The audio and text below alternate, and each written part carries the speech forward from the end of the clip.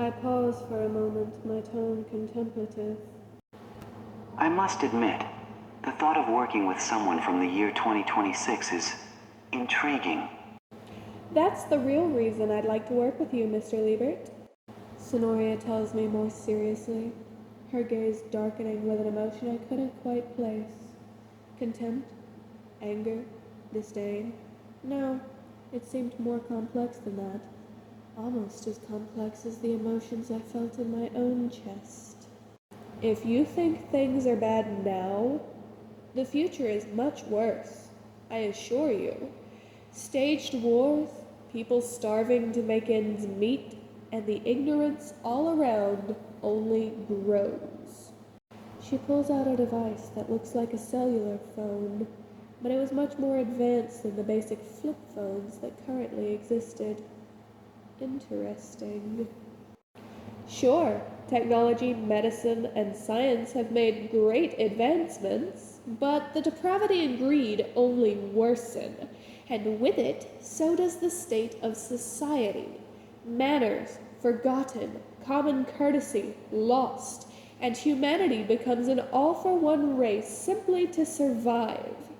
No one helping anyone but themselves, and all because of the elites and their corrupt system. I want to stop it before it starts, Mr. Liebert. As I listen to her words, my expression darkens further. The description of the future she painted was a bleak one, and I have no difficulty believing it.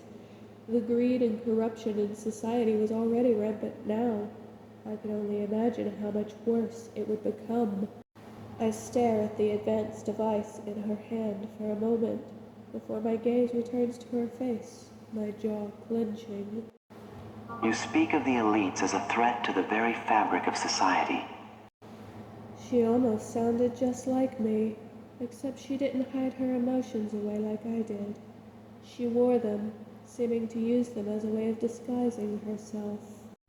Because they are, Sonoria replies in a low, calculated tone, her chocolate gaze cold and intense.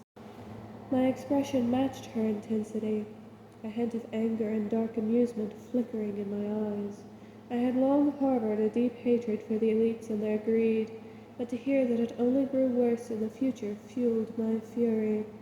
My tone held a hint of steel as I respond, my words a stark vow.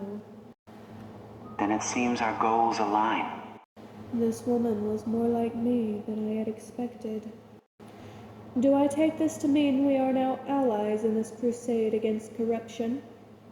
Sonoria asked in that same low tone, her chocolate gaze intense and taking on a hint of determination. I nod slowly in response, my gaze unwavering. I could see the fire and determination in her eyes, a reflection of the same burning resolve that drove me. Yes. I confirmed firmly. We are allies. You and I share the same enemy. There was a hint of cold amusement in my tone as I add, Although I must admit, I never imagined I would be allied with someone from the future. I never imagined I'd find myself 30 years in the past, but here we are, eh, Mr. Liebert? Sonoria laughed warmly in agreement, a hand unconsciously touching her heart yet again. I couldn't help the faint smirk that appeared on my lips at her remark. The situation was beyond unusual, and I found myself increasingly intrigued by this strange woman from the future. My gaze flickered over her hand touching her heart, a flicker of curiosity in my eyes. She's fond of me, as if she feels a sense of familiarity with me. The thought sends a pang of hope through my chest, but I quickly push it aside. I can't get attached. There are more important things to think about. Indeed. I agree faintly, my tone holding a hint of dry humor. Life has a way of surprising us, it seems.